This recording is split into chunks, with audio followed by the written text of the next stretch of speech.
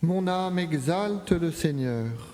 C'est par ces mots, il y a quelques instants, que nous sommes associés au cantique de Marie, le Magnificat, entre les deux lectures. Mon âme exalte le Seigneur. C'est peut-être dans cette invitation de Marie que je nous invite ce matin à nous placer pour pouvoir contempler ensemble le cœur de Marie. Non pas d'abord et uniquement le cœur des affects, mais l'intériorité de Marie. Pour pouvoir entrer ici à Pontmain en ce jour, dans cet élan marial que Marie nous révèle dans l'Écriture et que nous avons aussi perçu ici il y a 154 ans. Car en effet, nous sommes appelés à avoir un cœur marial. Qu'est-ce qu'un cœur marial ? C'est un cœur dans la joie, c'est un cœur de femme et c'est un cœur intérieur. Un cœur dans la joie, un cœur de femme et un cœur intérieur. Un cœur dans la joie. Cette joie, bien sûr, qui n'est pas superficielle. Cette joie dont nous parle le prophète Isaïe, quand il évoque « Tu as prodigué la joie, tu as fait grandir l'allégresse ». Cette joie que les noces de Cana nous révèlent dans ces 600 litres de vin que le Seigneur va transformer d'eau en vin. 6 jarres de pierre. Le vin dans l'Écriture, c'est la vie. C'est la vie qui déborde. Et cette vie qui déborde, d'où vient-elle ? Certes de Dieu, mais aussi, nous l'avons entendu dans l'Évangile, d'un regard. Ce regard, c'est celui de Marie. Marie a perçu qu'il manquait de vin et le Seigneur a pu faire son œuvre. Ce regard, il est éclairé, lumineux. Ce regard, c'est celui que le prophète Isaïe nous décrit en ces termes. Le peuple qui marchait dans les ténèbres a vu se lever une grande lumière. Un regard lumineux, un regard qui change. Un regard en cette année jubilaire que je nous invite à ancrer au ciel. Un regard d'en haut qui n'est pas surplombant, mais un regard qui illumine notre monde. C'est peut-être le premier secret du cœur dans la joie de Marie, avoir un regard lumineux. Et puis ce regard va conduire à un acte d'espérance. Cet acte d'espérance, Marie conduit les serviteurs à le poser. Faites tout ce qu'il vous dira. Cet acte d'espérance est aussi un appel pour nous. Osez poser des actes, osez une parole pour que la joie puisse déborder. Malheureusement, aujourd'hui, parfois, nous entendons plus les prophètes de malheur qui peuvent tonner sur les réseaux et dans les médias. Et la voix de l'espérance est petite, modeste.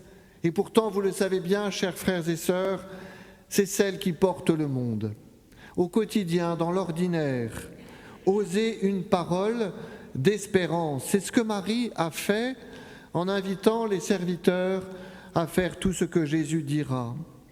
C'est aussi ce qu'elle a réalisé ici mystérieusement il y a 154 ans, non pas par une parole, vous le savez, mais par un texte qu'elle nous a livré du ciel.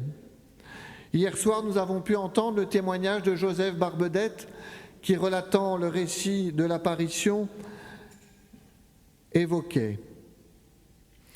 Joseph Babin, qui rentrait d'Ernée, cria à la foule qui priait « Vous pouvez bien prier votre bon Dieu, les Prussiens sont à Laval. » Les gens lui répondirent « Il serait à l'entrée du village qu'on n'aurait pas peur. » Frappé par cette réponse pleine d'espérance, il vint se joindre à nous pour prier avec les gens devant la grange. Bien sûr que les Prussiens étaient proches de Laval.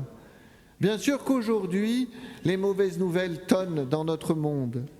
Et pourtant, il nous faut nous ancrer au ciel pour pouvoir avoir cette assurance. Une assurance qui n'est pas hors sol, mais une assurance lumineuse qui nous permet d'oser des paroles et ainsi d'avoir le cœur dans la joie. Ainsi, la Vierge Marie a un cœur dans la joie et c'est un appel pour nous en cette année jubilaire. Mais bien sûr, la Vierge Marie a d'abord et peut-être fondamentalement un cœur de femme. Dans la lettre aux Galates, saint Paul nous évoquait dans la deuxième lecture Lorsqu'est venue la plénitude des temps, Dieu a envoyé son Fils né d'une femme. Une femme comme les autres, et pourtant une femme avec une vocation unique. Car en effet, le cœur de Marie est un cœur qui embrasse large, qui embrasse tout. Elle a su percevoir qu'il n'y avait pas de vin, alors que peut-être qu'un grand nombre n'était qu'à fêter, et heureusement, ses nouveaux époux. Elle a été capable de voir plus loin, d'embrasser plus largement ce qui se passait. Vous le savez, le qualificatif catholique en grec se dit selon le tout, c'est-à-dire universel. Nous avons, je crois, très chers frères et sœurs, cette belle mission d'être capables d'embrasser large et de ne surtout pas nous rétrécir. Ce rétrécissement fut-il sur l'Église. Nous avons, car nous sommes catholiques, à avoir un cœur qui embrasse large comme la Vierge Marie. Le cœur de la Vierge Marie est aussi un cœur ouvert, un cœur capable de recevoir les événements et les personnes, un cœur capable d'être dans un face-à-face.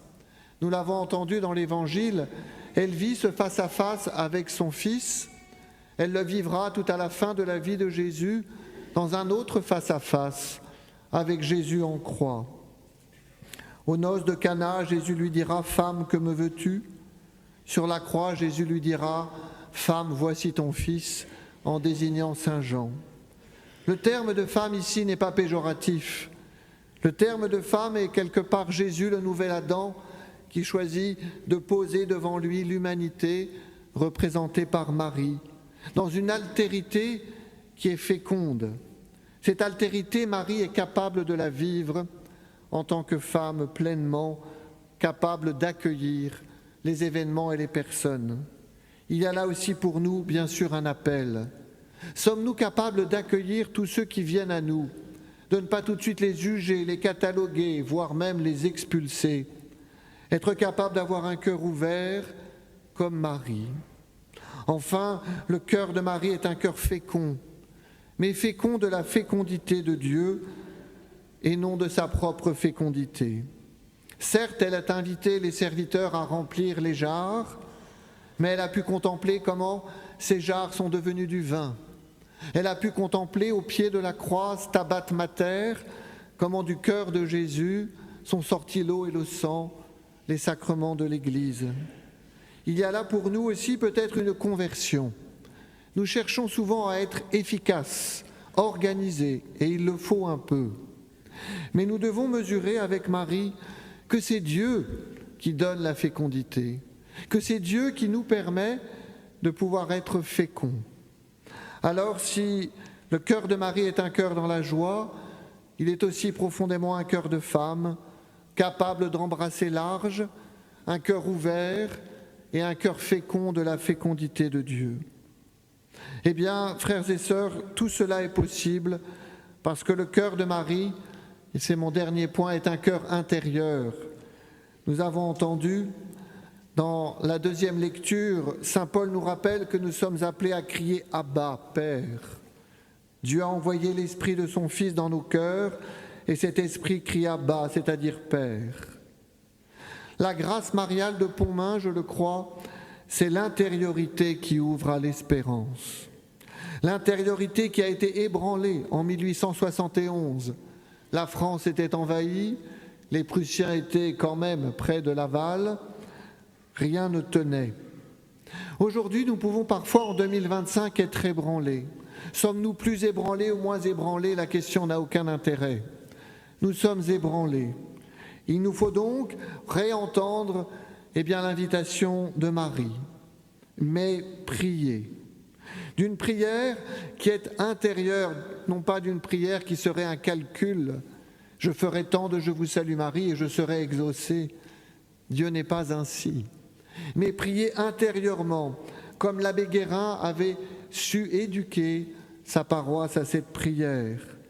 Marie, nous le savons dans l'Évangile, retenait tous ces événements et les méditait dans son cœur, nous dit les évangiles de Noël. Il y a donc une urgence pour nous à revenir à l'intériorité, revenir en soi, non pas pour chercher une zen attitude, mais pour peut-être nous replanter en nous-mêmes, dans ce cœur qui est le centre de notre personne. Revenir en soi et revenir en Dieu, dans ce va-et-vient qui est le propre de notre existence et qu'un grand nombre parmi vous venez chercher à Pontmain. J'ai pu passer quelques journées ici dans ce sanctuaire et entendre de la part de vous, chers pèlerins anonymes, la grâce de pouvoir être ici dans ce climat intérieur de prière, d'apaisement. La grâce peut-être de pouvoir goûter ce cœur marial intérieur qu'est celui que la Vierge Marie nous invite à avoir. L'intimité avec le Père nous permet d'être ancrés au ciel et ainsi d'entrer dans l'espérance, comme le pape François nous y invite. La grâce jubilaire de Pontmain, je crois, c'est l'intériorité qui ouvre à l'espérance. Alors vous l'avez compris, si la Vierge Marie a un cœur dans la joie, si la Vierge Marie a un cœur de femme et un cœur intérieur, c'est un appel pour nous, pèlerins, de ce jour. Je nous invite à veiller à notre regard et peut-être de ne pas nous attarder trop, par exemple sur les chaînes d'information en continu, sur les réseaux sociaux. Bien sûr, il faut s'informer, mais ne nous laissons pas happer parfois par ce déferlement de verbes, de verbiage qui ne conduit pas à l'espérance. Veillons à notre regard, et vous l'avez compris comme Marie, d'avoir un regard lumineux, éclairé de la foi. Veillons aussi à recevoir les événements et les personnes de notre temps. Ce n'est pas si facile d'accueillir ceux qui parfois peuvent être violents, d'accueillir ceux qui parfois peuvent être dans la détresse. Eh bien, je crois que nous avons cette grave mission de pouvoir accueillir largement ceux qui viennent à nous et ainsi entrer dans ce dialogue que Marie a eu avec son Fils. Et puis enfin, soyons ancrés en Dieu comme et avec Marie. C'est-à-dire que nous puissions cultiver cette intériorité qui nous permettra d'être signe d'espérance pour aujourd'hui.